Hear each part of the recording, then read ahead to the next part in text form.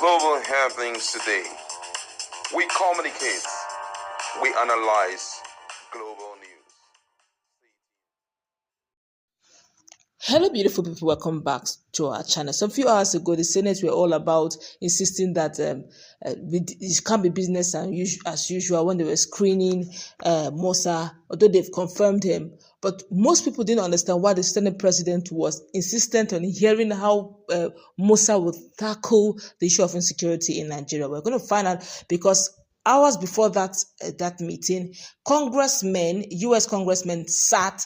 And this were the mandate they gave. It's a full one, it's a detailed one to understand why Senate President Godswill Akpabio seemed to be very under pressure. Even Mr. President seemed to be under pressure over the verdict given by this congressman. Let's dive into the news proper to find out what they said. Now, according to members of Congress and expert witnesses, stressed that the violence that they are witnessing in Nigeria is not merely communal conflict, but a campaign of religious cleansing, that the Nigerian government is failing to protect vulnerable communities and often ignore early warnings of attacks. The U.S. should pressure Nigeria, enforce accountability, and deepen security cooperation. Now, the expert also urged the U.S., that congressman also urged the U.S. to maintain Nigeria's country of particular concern (CPC) status, enhance security assistance, police training, mediation, and early warning systems, insist Nigeria respond to threats, protect civilians, and combat jihadist group aggressively, push for reforms including scrutiny of blasphemy laws and the constitutionality of Sharia law in northern states. Now, the keynotes they said was that, one, that the purpose of this briefings was to address escalation of religious violence in Nigeria, provide Congress with expert testimony, support Donald Trump's administration measures to protect persecuted groups in Nigeria. And of course, some of the key officials that were present in that Congress meeting that gave their endorsement were Rep. Mario Diaz-Balart, Rep. Robert Adhot, Rep. Riley Moore, Rep. Brian Must, Rep. Chris Smith, Rep. Vicky St. Nelson is an ADF International, Dr. Ebenezer Obadere, CFR. Now, of course, the core concern raised was that Christians are disproportionately targeted by militant Islamist groups. Moderate Muslims are also victims when opposing extremists. Government inaction and impunity enabled continued violence. Moves against school kidnappings, church invasions, forced conversions, and community destruction. And statements by these congressmen were that for Diaz-Balart, he said religious liberty is a moral duty and national interest. Funding will support protections. Well, for other congressmen, Adult said crisis can't be ignored. U.S. must stand with threatened communities. For more, he said that Nigeria's CPC status is justified. World must stop ignoring persecution. For Rep. Mast, he said violence is a religious cleansing campaign, not a resource issue. For Smith, Rep. Smith, he said Nigeria is ground zero of religious violence. U.S. will hold government accountable. Now, for key testimonies, Honorable Vicky said that religious freedom is under siege, highlighted recent mass abduction of 303 children and 12 teachers. Government routinely ignores warning of impending attacks. U.S. should help Nigeria improve transparency, police training, and conflict prevention. Now, for St. Nelson, the ADF International, he shared first-hand account on unjust imprisonment, kidnapping, torture, forced marriages, forced conversions, and mass graves, village destruction. Nigerian officials often deny religious motives. Now, for Dr. Ebenezer Obadere, is a CFR, he said Boko Haram is the central threat. All solutions must focus on eliminating it. Nigerian government respond only when pressured. Recommended U.S. push Nigeria to neutralize Boko Haram. Challenged Sharia law constitutionality in 12 northern states. Disband Hizb Islamic movement groups. Of course, all of this and much more was what prompted the likes of Senator Godswill Akpabio to insist that, look, we can't take a bow as usual. US is on our neck to do the needful. And something unique happens a few hours after that is making Nigerians to react. Now, the former governor from a northern state is insisting that Bola Ahmed Tinubu is not in control, that there are external forces controlling him. Let's quickly find out what he said in a moment. Now, according to the former governor of Zamfara State, I'm talking about Senator Yari, former governor of Zamfara State, who spoke during the One Nigerian Project Conference. They talk. I saw the passion on their face that they know well to this country, and I promise that I'll be part of it. And I'll make part of it. And I'll draw them to be part of it. I was with the president yesterday night, and I told him that I'll come to this place. And if he has time, he should watch what we are doing. We'll be impressed, and I think those organizations should be given a support to continue what they are doing, because we believe they have same ambition. You have ambition of one Nigeria. You have ambition taking Nigeria to greater height, and you have ambition to ensure that things are equal and good for Nigeria. So I believe those organizations, they have the same thinking. So whatever you are going to do, and you are going to do, we should do to ensure that we help this organization to ensure that they continue what they are doing. Let them go around, talk to the people. Talk to the people who don't know. Professor has finished it all. The problem is elite. And that, I don't think, because they rob Nigeria more than any other person. That's somebody that doesn't think you are busy because of what? It's because of what you know. You know the problem more than the tool that is there. But they are hiding because of the president is for president. That is not the issue of president. Those that are in the presidency, they know the presidency is being derived outside and inside the India. I think my brother can attest to that. The presidency is being run outside the bill like they're inside the India. We only have the president who we cage there. We lock him. But we do the operations. So why don't we think of Nigeria? Why don't we think of trust? You are getting trust in one time or the other. You are getting opportunity either a serving minister or a former governor, etc. You have that opportunity. Given trust by you. Why do you think of those people that gave you that trust? And do justice to them.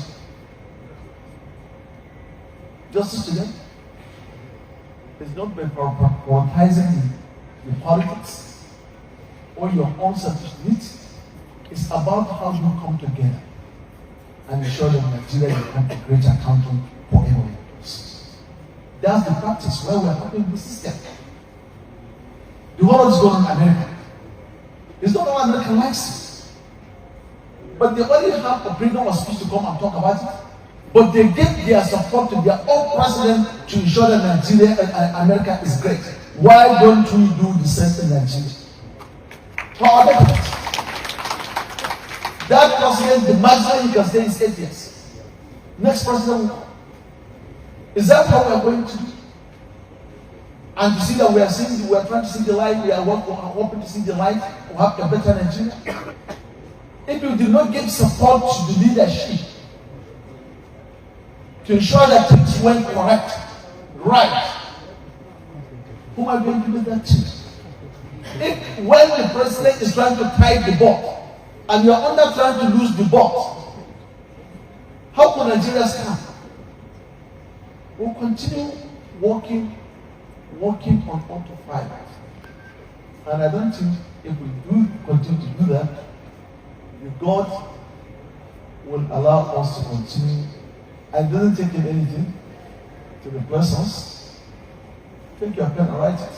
We either decide to be a good people for Nigeria or to know what we are, and it doesn't take God a blink of eyes to replace all of us. It doesn't take any time. So elite of Nigeria, let us know, or we knew, that we have no any other country to run but Nigeria. If you want to know that, lost your passport in any of the first-class country and see what is going to happen in the world. If you're going to be allowed. Or get any of the paper with the expired visa. You will know that this country is where you belong to. That you don't require visa. You don't require passport. You don't require anything. It's your own country. God chooses for you.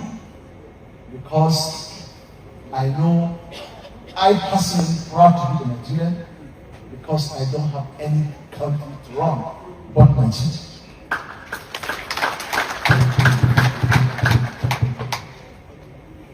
Now gone, we have started a very huge initiative, but I believe God will be on your side. And God will help you and help this country. And Nigeria of today, by God's grace, will continue to be greater. But all we need, let us be sincere to ourselves, and let us be sincere to other Nigerians that give us the trust in one way or the other. The last, all of you here, you came here to assemble for the project of One Nigeria.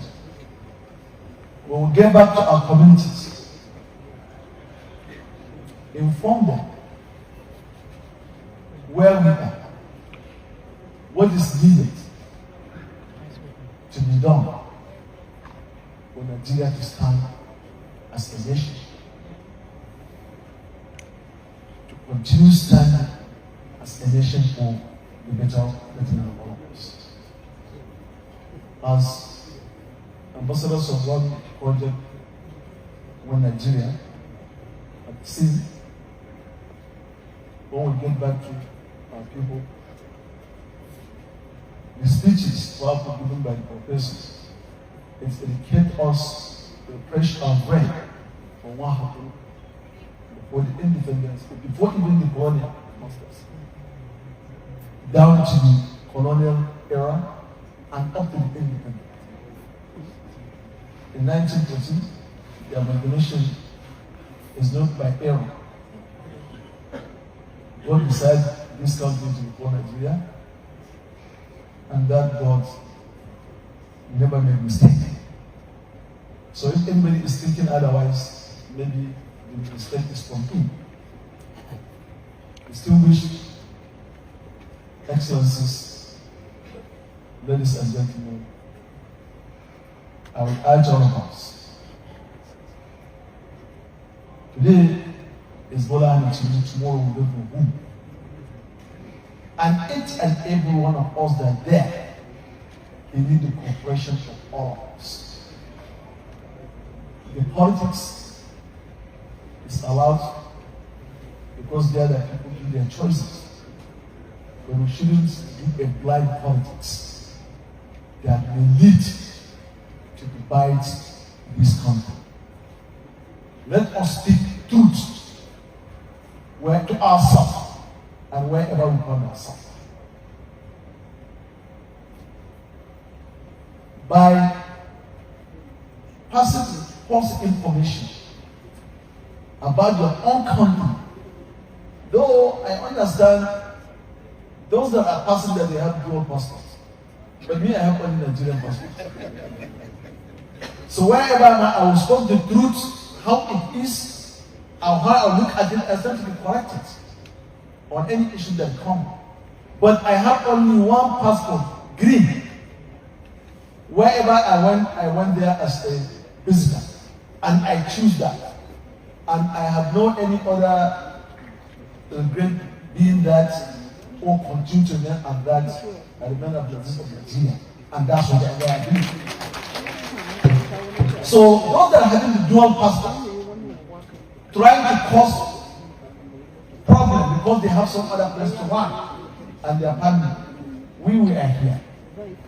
Our families are here. We don't have anywhere to go. We are going to continue to work and pray for Nigeria and pray for any leadership in place to be successful. Because that success is not for him, it's for us. Because when the leader did the right things, the multiplication of that rightness will come back to you, will come back to me. It's not for him.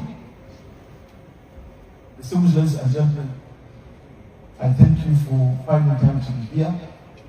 And by God's grace, from time to time, we will have this interaction so that we update ourselves where we are and where we need to go. But the most important is keeping Nigeria one and keeping Nigeria together for the betterment. Thank you very much.